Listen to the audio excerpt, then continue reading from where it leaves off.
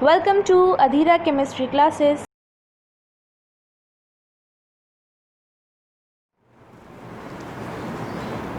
Hello friends, Adhira chemistry class में आपका स्वागत है। आज का जो हमारा वीडियो होगा वह होगा पीरियोडिक प्रॉपर्टी का दूसरा टॉपिक होगा जिसका नाम होगा आयनिक साइज। आज हम बात करेंगे आयनिक साइज पर। तो आयनिक साइज को रिप्रेजेंट करेंगे आयनिक रेडियस पर। तो अब ये जानना होगा कि आयनिक साइज किस में होगा। तो आप जानते हैं कि इस दुनिया में, इस नेचर में एटम एंड मॉलिक्यूल कभी आइसोलेट नहीं रहता।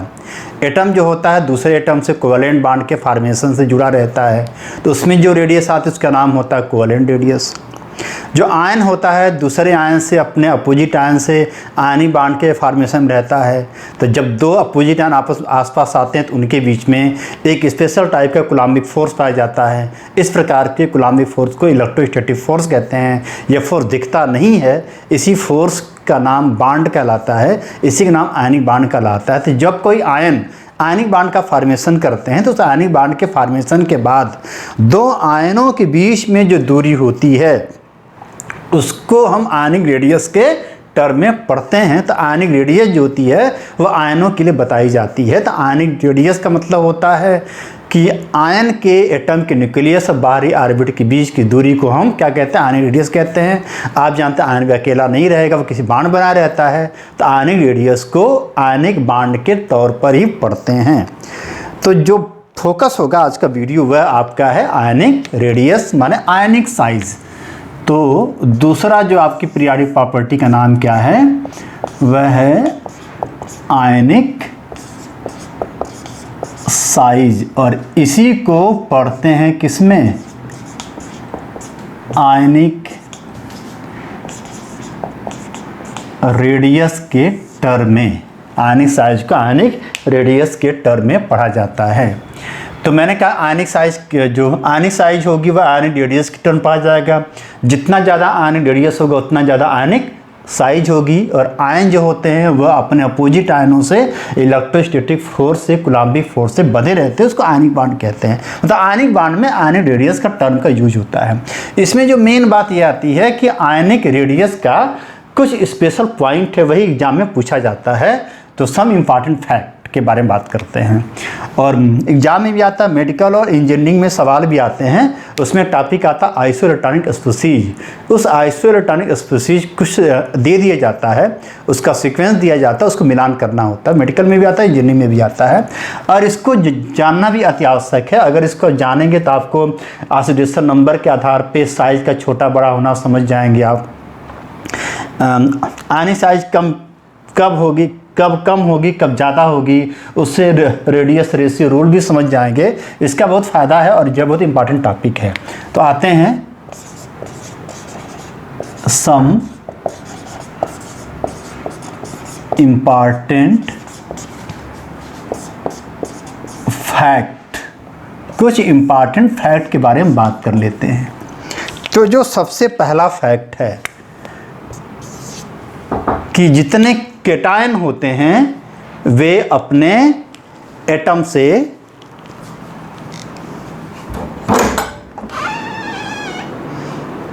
चलो ईट करना,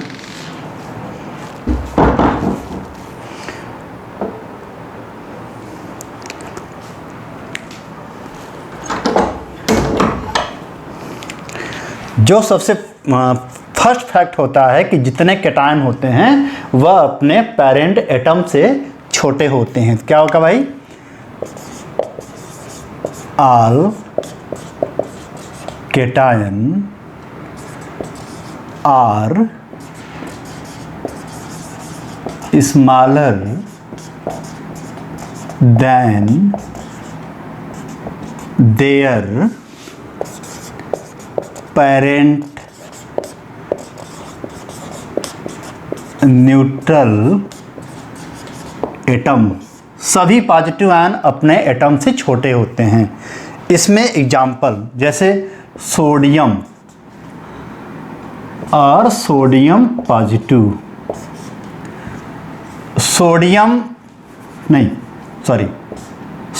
अपने आयन से बड़ा होगा। ऐसा क्यों होगा, जब सोडियम में से इलेक्ट्रॉन निकल जाएगा तो आकार छोटा हो जाएगा, क्योंकि एटम के न्यूक्लियस की ताकत बढ़ जाएगी।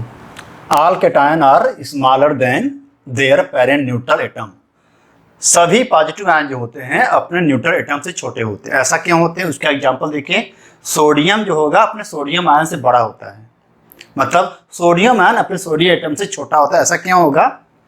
सोडियम के पास इलेक्ट्रॉन 11 है और इसके पास 11 प्रोटॉन भी है, 3 ऑर्बिट है। लेकिन इलेक्ट्रॉन जब निकल जाता है तो प्रोटॉन तो रहता है 11 ही, लेकिन इलेक्ट्रॉन जो होता है वह हो जाता है 10 और एक ऑर्बिट भी कम हो जाता है। तो इसमें 11 प्रोटॉन, 11 इलेक्ट्रॉन, 2 ऑर्बिट सेल। इसमें 11 प्रोटॉन, 10 इलेक्ट्रॉन, इसमें ऑर्बिट 3, इसमें 3 ऑर्बिट और इसमें ऑर्बिट 2। मतलब एक इलेक्ट्रॉन के निकल जाने से इलेक्ट्रॉन कम हो गया और जो है ऑर्बिट भी कम हो गया, तो आकार इसका सिकुड़ गया क्योंकि प्रोटॉन की ताकत बढ़ गई, एटम का न्यूक्लियस बलवान हो गया, वह सिकोड़ लेता है। मतलब सारे पॉजिटिव आयन जो होते हैं अपने एटम से छोटे होते हैं। मतलब जैसे जैसे इलेक्ट्रॉन निकलता जाता है वैसे वैसे पॉजिटिव चार्ज बढ़ता जाता है, आकार छोटा होता जाता है। यह हो गया आपका पहला फैक्ट। दूसरा फैक्ट है all anion are larger than their parent neutral atom. सभी एनायन जो होते हैं अपने पेरेंट न्यूट्रल एटम से बड़े होते हैं। तो यह तो एग्जांपल सोडियम का मैंने किसका दिया था? कैटायन के लिए। अब इसके लिए एग्जांपल लेते हैं क्लोरीन। देखिए क्लोरीन Cl- और Cl। जब Cl के बाहरी ऑर्बिट में एक इलेक्ट्रॉन आ जाता है तो वह हो जाता Cl-। इसका आकार इससे बड़ा होता है। देखिए क्यों होता है? Cl में प्रोटॉन होगा आपका 17, इलेक्ट्रॉन भी होगा आपका 17 और ऑर्बिट जो होगा वह होगा आपका 3 ऑर्बिट होगा, 2 8 7 ऑर्बिट है। लेकिन इसमें प्रोटॉन तो रहेगा 17 लेकिन इलेक्ट्रॉन हो जाएगा 18 और ऑर्बिट तो 3 ही रहेगा।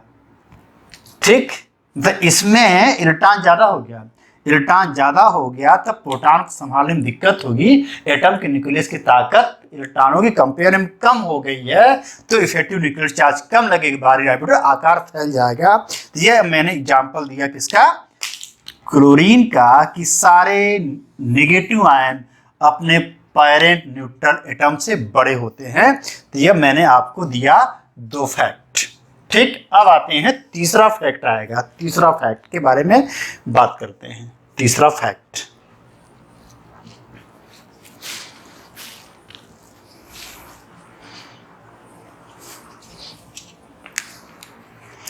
थर्ड। तो सबसे नंबर 1 फैक्ट क्या था कि all cation are smaller than their parent neutral atom. दूसरा फैक्ट था कि all anion is larger than their parent neutral atom. अब तीसरा fact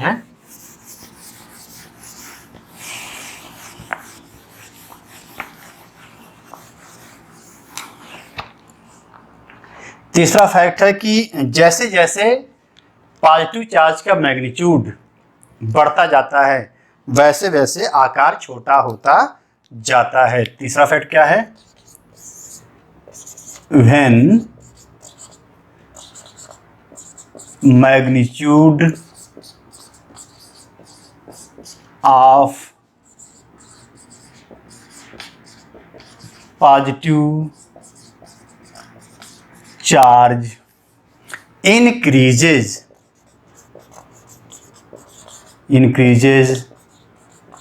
then ionic size decreases।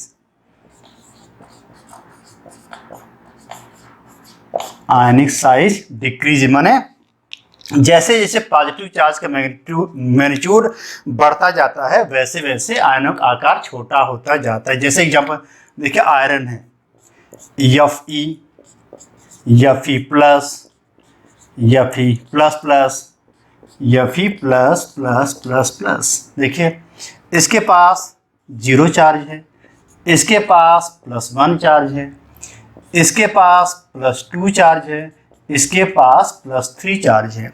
जैसे जैसे इलेक्ट्रॉन निकलता जा रहा है वैसे वैसे पॉजिटिव चार्ज का मैग्नीट्यूड बढ़ता जाता है, इलेक्ट्रॉनों की कमी होती जाती है, लेकिन एटम के न्यूक्लियस की ताकत और अपना असर दिखाने लगती है।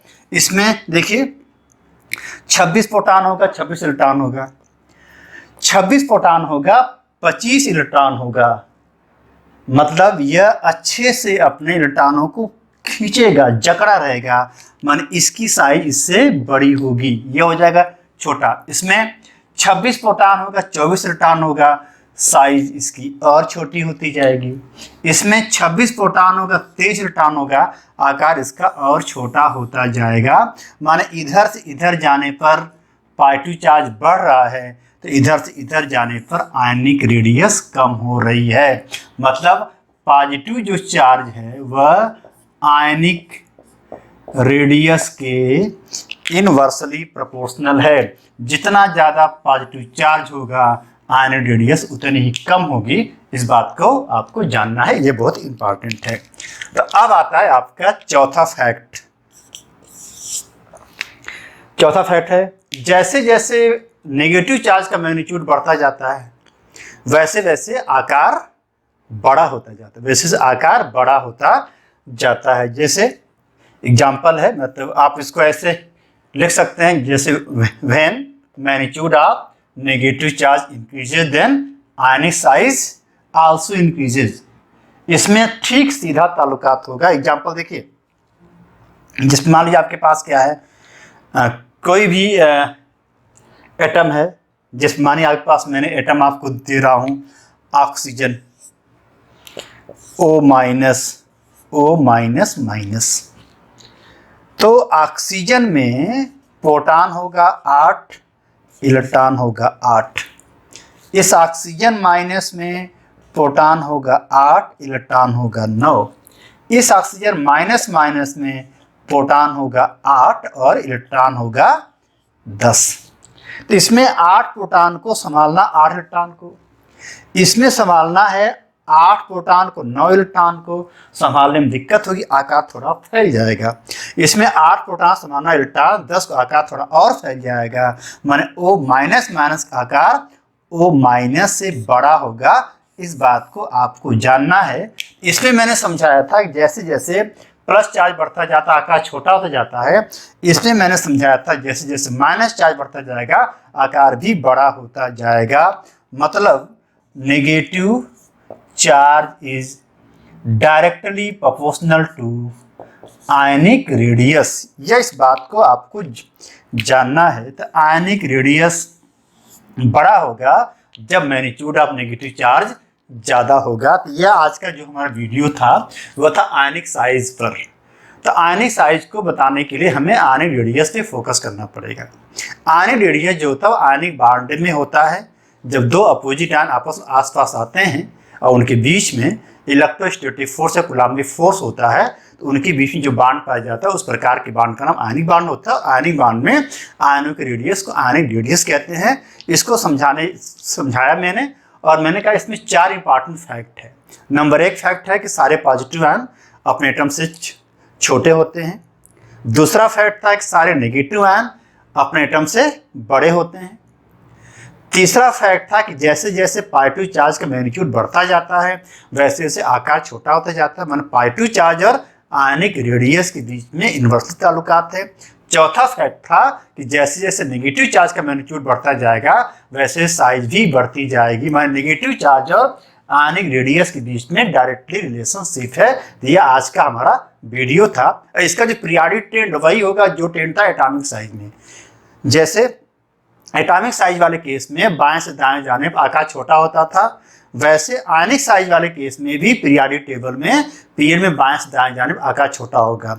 जैसे एटॉमिक साइज वाले केस में पीरियोडिक टेबल के ग्रुप में वर्टिकल कॉलम में नीचे से ऊपर आने पर आकार बड़ा होता था, वैसे आयनिक साइज वाले केस में, आयनिक रेडियस वाले केस में भी पीरियोडिक टेबल के ग्रुप के वर्टिकल कॉलम में ऊपर से नीचे आने पर आकार बड़ा होगा। यह आज का हमारा वीडियो था। पूरा वीडियो देखने के लिए आपको धन्यवाद।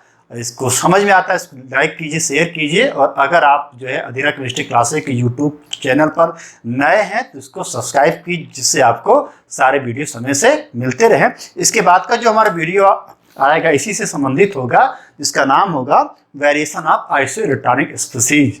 मैंने आइसोइलेक्ट्रॉनिक स्पीसीज में साइज का क्या वेरिएशन होगा, उस वीडियो को इंतजार कीजिए। तब तक के लिए धन्यवाद।